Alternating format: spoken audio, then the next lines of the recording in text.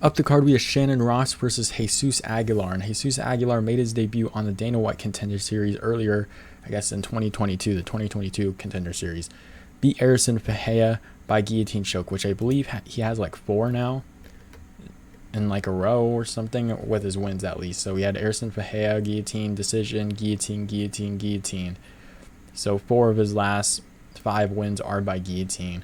Shannon, and then ended up losing Tatsuya Taira by an armbar. Did have a guillotine on Tatsuya Taira before he's able to get out of it. Shannon Ross made his debut on the Contender Series against Vinicius Salvador. Ended up losing, took a lot of damage in that matchup. Still got signed to the UFC.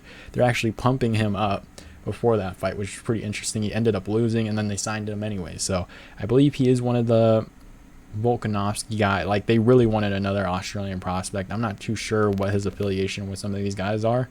I'm not even sure he trains with at City Kickboxing, so I don't even know. But I know they wanted another Australian prospect. They were hyping this dude up, and he ended up losing, and he still got signed. So I have no idea. Ended up losing to Clayton Rodriguez by KO, which is a good prospect, but Salvador is just not a good win in general to have at this point. For Aguilar, I believe he does have the shortest reach in the UFC, but I think he's going to be able to move forward, land some big shots on Shannon Ross, and then look for takedowns. I think he's going to end up submitting Shannon Ross in like the late first or second round here.